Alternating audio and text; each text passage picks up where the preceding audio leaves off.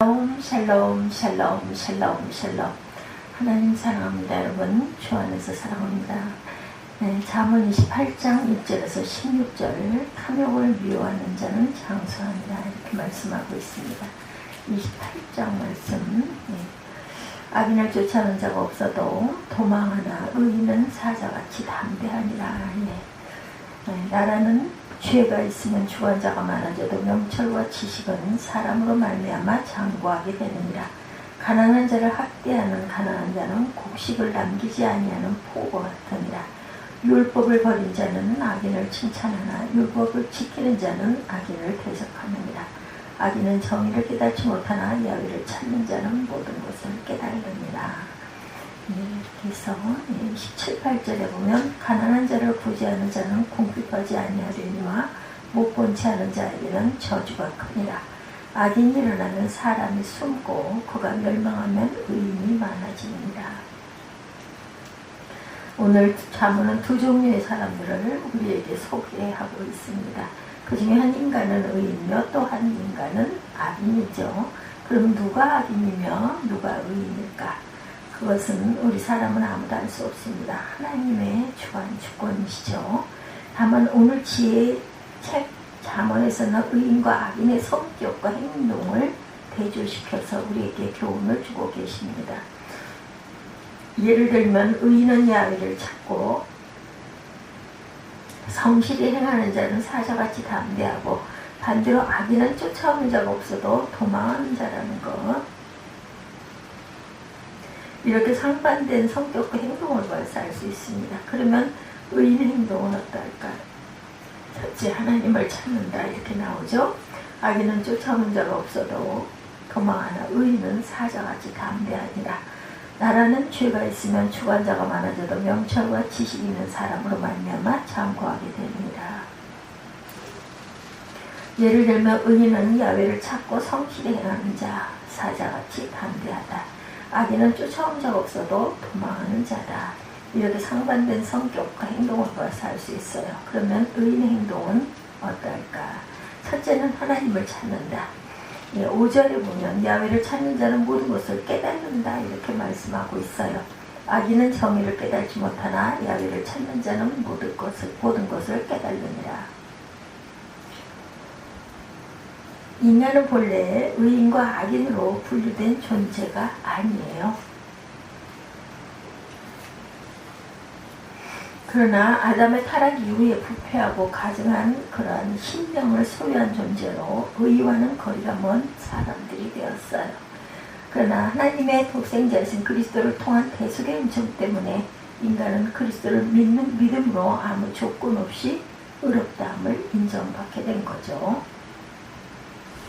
결코 인간 자신의 선행과 도덕심과 수행, 고행 등의 것으로 의롭다함을 얻을 수 없습니다. 이렇게 타락한 인생이 의롭게 되는 길은 오직 한 길이 있을 뿐이다.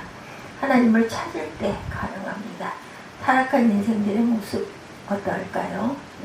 로마서 3장 10절에서 18절까지 함께 읽어보도록 하죠. 기록된 바 의인은 없나니 하나도 없으며 깨닫는 자도 없고 하나님을 찾는 자도 없고 다 지옥자 한 가지로 무익하게 되고 선을 행하는 자는 없나니 하나도 없도다. 저희 목구멍은 열린 무덤이요 그 혀로는 속임을 베풀며 그 입술에는 독사의 독이 있고 그 입에는 저주와 악독이 가득하고 그 발은 피 흘리는 데 빠른지라. 파멸과 고생이 그 길에 있어 평강의 길을 알지 못하고 저희 눈앞에 하나님을 두려워하며 없는 일함과 같습니다. 악인이 누구예요? 하나님을 찾지 않는 사람. 또 누구인가? 하나님을 두려워하지 않는 사람이다. 그러나 아무리 이런 악인이라 할지라도 하나님을 찾고 하나님을 두려워한다면 그 즉시 죄인에서 의인이 됩니다. 새로운 피조물이 되죠. 생명을 얻습니다. 하나님의 자녀가 되죠. 영생을 얻게 되고 천국 시민이 된다. 의인은 하나님을 찾는 자다. 아무리 시험되고 어려운 일이 있어도 의인으로 더욱 하나님을 찾습니다. 그렇지 않은 사람들은 넘어지고 세상으로 나가죠. 둘째는 담대하다. 1절에 의인은 사자같이 담대하다. 죄와 사망의 법에서 해방받은 의인에게 하나님의 사랑을 받은 자는 그 사랑 안에서 모든 두려움을 내어 쫓는다. 그리고 하나님께서 나와 함께 계신다는 확고한 믿음이 있기 때문에 인간의 한계를 초월하는 힘이 생기게 된다는 거죠. 그러므로 하나님께서 함께 해주심을 확신하는 사람은 어떤 환난이나 공고나 핍박이나 기근이나 적신이나 칼과 같은 권세 앞에서도 무서워하지 않는다. 심지어 죽음 앞에서도 두려워하지 않습니다. 여러분 스데반 기억하시죠? 그는 복음을 증거하다가 바리새인들과 유대인들에 의해서 돌에 맞아 순교한 분인데 그때의 모습 기억하시죠? 사방에서 손에 돌을 쥔 사람들이 숨을 몰아쉬면서 스데반을 향하여 눈을 부릅뜨고 있습니다. 그때 스데반의 모습을 보니 얼굴에는 성령이 충만하여 하늘을 바라보나 거기에 예수께서 서 계신 것이 보입니다. 그때 너무나 감격하여 스데반이 소리를 치죠. 보라, 인자가 하나님 우편에 서신 것을 보노라.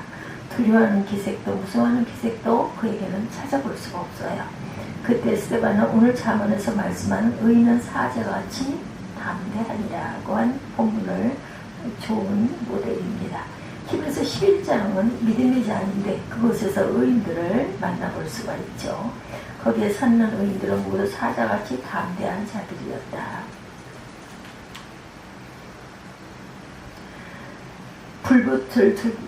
물불을 두려워하지 아니하고 창검을 두려워하지 아니한 사람들, 톱으로 켜 죽이고 시험을 당하고 칼에 죽임을 당하고 양과 염소의 가죽을 입혀 들판으로 내어모라 유리하게 하고 짐승이 밥이 되게 하였으나 그들은 예수 믿는 것을 포기하지 아니하고 죽기를 두려워하지 않습니다.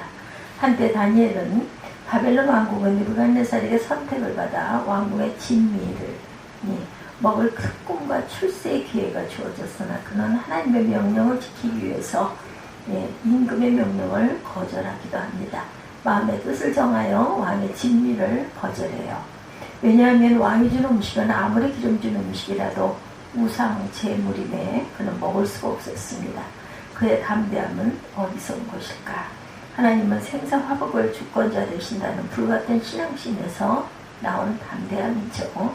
우리 신앙의 선진들은 어떠한 시련과 고난을 만난다 할지라도 극복하고 오히려 부정적인 환경을 변화시키고 자신의 신앙을 정금같이 단련시키고 훌륭한 인격으로 성장시켜 나갔어요. 다윗도 바울도 그랬습니다. 우리 믿음의 선진들이 한결같이 자신의 목숨이 위협을 받는 자리에서도 의인의 담대함은 잃지 아니하였다. 의인은 사자같이 담대합니다. 셋째로 의인들은 하나님의 말씀을 성실히 실천하는 사람들이었다. 6절에 보면 성실히 행하는 가난한 자는 사곡히 행하는 부자보다 나으니라 이렇게 말씀하고 있어요. 28장 6절을 보죠. 율법을 지키는 자는 지혜로운 아들이요 음식을 탐하는 자와 사귀는 자는 아비를 욕되하는 자다. 가난하여도 성실하게 행하는 자는 부유하면서 굳게 행하는 자보다 나으니라. 6절입니다. 가난하여도 성실하게 행하는 자는 부유하면서 굳게 행하는 자보다 나으니라 이렇게 말하고 있죠. 진리를 실천하고 말씀대로 사는 것이 얼마나 중요하면 악한 짓을 하고 부자로 사는 자보다 차라리 주님의 말씀을 준행하면서 가난한 자가 더 복되다 이렇게 말씀해요. 가난하게 율법을 지키고 사는 자가 더 복되다. 하나님의 말씀을 준행하는 자는 영원히 망하지 않는다. 대저 의인의 길은 야훼께서 인정하시나 악인의 길은 망하리로다 라고 말씀하죠. 만세반석 위에 세워진 집은 절대로 무너지는 법이 없다. 주의 말씀을 듣고 행하는 자는 그 집을 반석 위에 세운 지혜로운 자이기에 비바른 창수가 나도 무너지지 않게 되는 것처럼 하나님의 말씀을 실천하고 준행하는 자의 삶도 그와 같이 될 것이다. 그러면 악인의 모습의 종말은 어떤가? 첫째, 진리를 거부한다. 5절입니다. 악인은 정의를 깨닫지 못하나 야훼를 찾는 자는 모든 것을 깨닫느니라 이렇게 말씀하죠. 진리를 받아들이는 자는 의인의 반열에 서게 될 것이다. 그러나 진리를 거부한 자에게는 악인의 반열에 서는 자다. 진리를 거부하는 악인들에 대해서 로마서 1장 26절 이하에 표현하고 있습니다.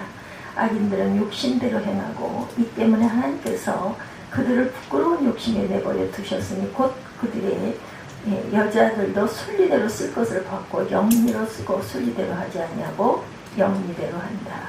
윤리적으로 도덕적으로 부정하다. 마음에 하나님 두기를 싫어한다. 합당치 못한 일들을 한다.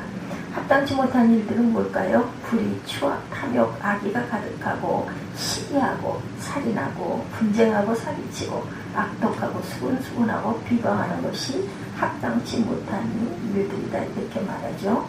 로마서 1장 26절 이하에 증거하고 있습니다. 악을 도모하고 부모를 거역하고 무정하게 행하는 자, 이것이 진리를 거부하는 인간들에게 나타나는 증거들이다. 한마디로 진리이신 그리스도를 부인하는 자들, 인간의 생각이나 사상을 하나님의 말씀보다 위에 놓는 교만한 행동을 하는 자들이다. 악인은 자신뿐 아니라 남까지도 미혹해서 함께 멸망의 길로 갈 것을 적극적으로 끈질기게 미혹하는 자가 악입니다. 둘째는 죄악에 사로잡혀 망하게 된다. 1절에 말씀하고 있습니다. 18절 1절 악인은 쫓아오는 자가 없어도 도망하나 의인은 사자같이 담대하니라 이렇게 말씀하죠. 하나님을 떠난 자는 불안과 공포감이 그 마음을 지배한다. 이 부분은 우리가 심각하게 다뤄야 할 부분입니다. 아담의 범죄 이후에 생긴 죄로 인한 두려움은 그 영혼 깊숙이 자리 잡히게 됩니다. 창세기 3장 8절에 나오고 있죠. 에덴 동산에서 아담과 하와가 하나님의 명령을 어기고 선악과를 따먹고 그만 죄를 짓습니다. 그 순간에 전혀 느끼고 가지지 못했던 감정 하나가 생긴 것이 바로 두려움입니다. 에덴 동산에서 언제나 하나님과 즐거운 교제를 할 수 있었는데 하나님의 명령을 어긴 후에 상황이 완전히 달라지죠. 마음의 평화와 기쁨이 달아나고 불안과 공포가 생겼어요. 그래서 나무 뒤에 어리석게 숨죠. 그러나 우리 사람이 하나님을 피하려 어디로 갈 수 있겠는가? 하늘로 올라가도 거기 계십니다. 울무같이 깊은 곳으로 숨어 있을지라도 거기 하나님께서 계세요. 음부에 갈지라도 거기에 계시고 새벽 날개를 치며 바다 끝으로 가서 거기 숨어도 또한 거기에 하나님은 계십니다. 캄캄한 곳으로 숨어 들어가도 거기에서 하나님은 계시죠. 우리 하나님 앞에는 빛과 어둠이 동일합니다. 사람이 죄를 범하고도 그것을 덮여두면 그만인 줄 알지만 다른 사람의 눈만 가리우면 됩일 줄 알지만 그것은 어떤 방법으로도 가릴 수가 없다. 아담이 부끄러움을 피하여 보려고 나뭇잎으로 옷을 해서 입죠. 그러나 그것은 일시적이고 곧 말라버리죠. 그러면 또 수치스러운 부분이 드러나고야 말 것이다. 민수기 32장 23절에 너희가 만일 그 길이 아니하면 야훼께 범죄하니 그같이 아니하면 야훼께 범죄하니 너희 죄가 정녕 너희를 찾아낼 줄 알아라 이렇게 말씀하죠.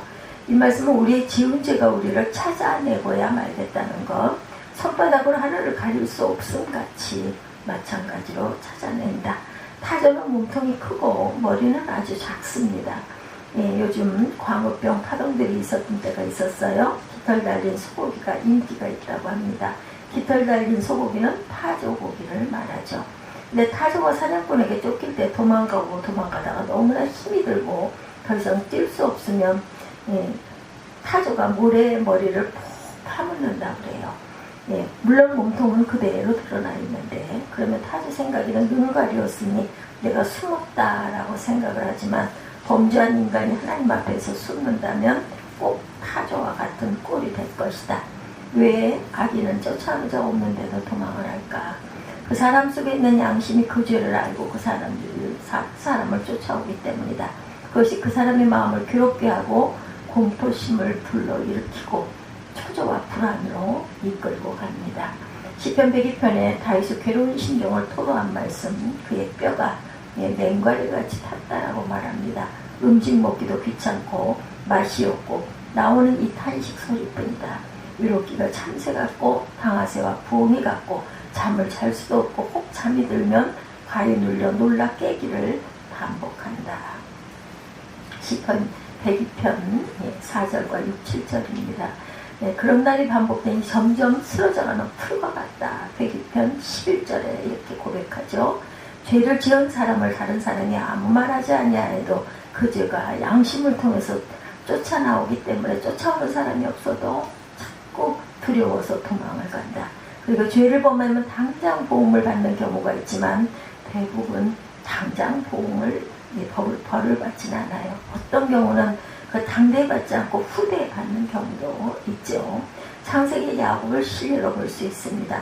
야곱은 형 에서의 축복을 몰래 속여서 가로챈 사람. 이것을 맏형 에서는 야곱을 칼로 죽이려고 하죠. 이것을 안 어머니 리브가는 야곱을 외삼촌 집으로 도망가게 해서 20년을 살게 됩니다. 거기서 결혼도 하고 자식도 낳고 재물도 많이 모아요. 이렇게 사는 동안 옛날의 지은 죄에 대해서 까맣게 잊고 살았죠. 그건 어느 날 고향으로 돌아오는데 형이 에서가 400명의 병사를 거느리고 마중 나온다는 말을 들어요. 그 소리를 들은 야곱은 겁을 먹고 말죠. 왜 형이 마중 나오는데 겁이 났을까? 야곱에게는 형 에서가 아니라 20년 전에 지었던 죄를 대면하는 것이었기 때문이다. 파묻어뒀던 양심이 그 죄를 찾아낸 것입니다.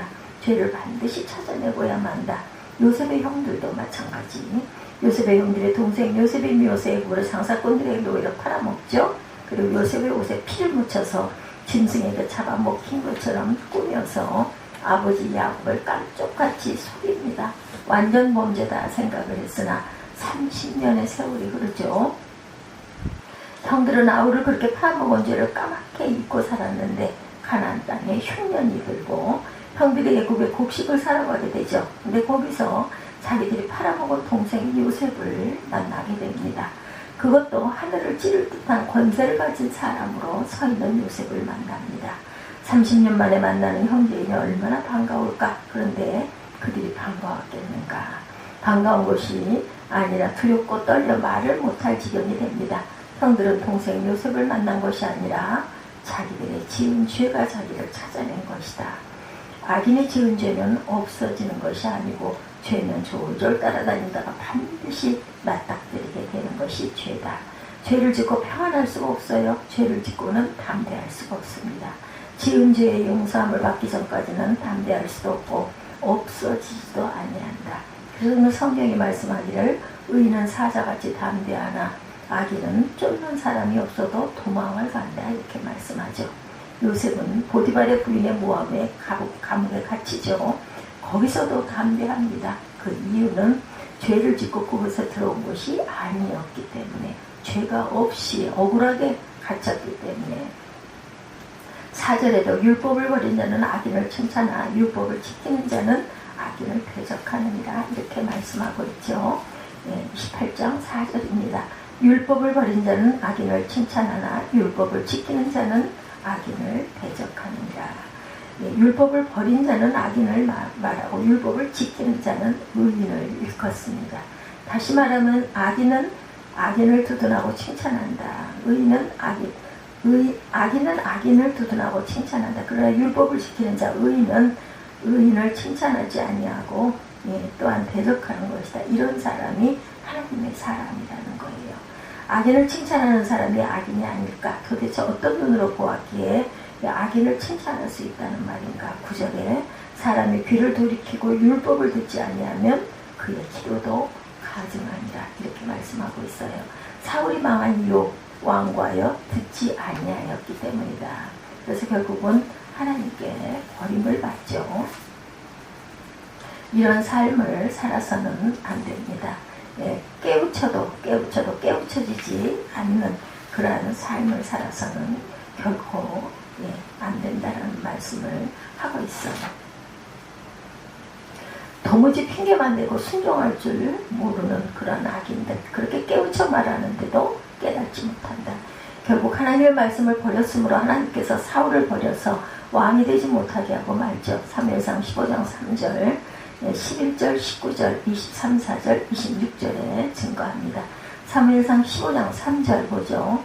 지금 가서 아말렉을 쳐서 그들의 모든 소유권을 남기지 말고 진멸하되 남녀와 소와 젖먹는 아이와 우양과 낙타와 나귀를 죽이라 하셨나이다 하니 어찌하여 왕이 야훼의 목소리를 청종하지 아니하고 탈취하기만 급하여 여호와께서 악하게 여기는 일을 행하셨나이까. 사무엘상 15장 23절에도 이는 거역하는 것은 점치는 죄와 같고 완고한 것은 사신 우상에게 절하는 죄와 같으니 왕이 야훼 말씀을 버렸으므로 야훼께서도 왕을 버려 왕이 되지 못하게 하셨나이다 하니 24절입니다. 사울이 사무엘에게 이르되 내가 범죄하였나이다. 내가 야훼 명령과 당신의 말씀을 어긴 것은 내가 백성을 두려워하여 그들의 말을 청종하였습니다. 13절 다시 보면 자기 죄를 숨기는 자는 형통하지 못하나 죄를 자복하고 버리는 자는 불쌍히 여김을 받는다. 이렇게 말씀하죠. 자기의 죄를 숨기는 자는 형통하지 못하나 죄를 자복하고 버리는 자는 불쌍히 여김을 받는다. 오늘 잠언 28장 13절입니다. 사람이라고 하는 말은 완전치 못하다라는 것, 의인은 없나니 한 사람이 없다. 네, 그래서 실수할 수 있고 죄를 지을 수가 있다. 때문에 하나님께서 회개하라고 말씀하세요. 우리가 회개하지 않으면 회개할 때까지 주의 손이 주야로 누르실 것이라고 다윗은 고백합니다. 시편 30편 3, 4절이죠. 끊임없이 양심이 그를 누르기에 평강은 없어진다. 시편 32편 3절 4절에 내가 입을 열지 아니할 때 종일 신음함으로 내 뼈가 쇠하였나이다. 4절에 주의 손이 주야로 나를 누르시오니 내 진액이 빠져서 여름 가뭄에 마름같이 되었나이다. 우리 하나님은 사랑의 하나님이세요. 죄를 자복하고 버리는 자는 불쌍히 여김을 받을 것이다. 얼마나 고마운 말씀입니까? 죄를 자복해서 잘못했습니다 라고 하면 불쌍히 여겨주신다. 요한 1서 1장 9절입니다. 만일 우리가 우리의 죄를 자백하면 저는 미쁘시고 의로우사 우리 죄를 사하여 주실 것이요 모든 불의에서 우리를 깨끗하게 하실 것이요. 회개하는 자마다 불쌍히 여김을 받고 죄 용서함을 받게 하시는 하나님의 놀라운 사랑을 우리는 잊지 말아야 되겠다. 하나님께서 우리에게 오늘도 탐욕을 미워하는 자에게 주시는 귀한 축복 장수하니라 이렇게 말씀하고 있어요. 우리 28장의 말씀 한번 천천히 교독하시고 주기도문 예배를 마치도록 하겠습니다.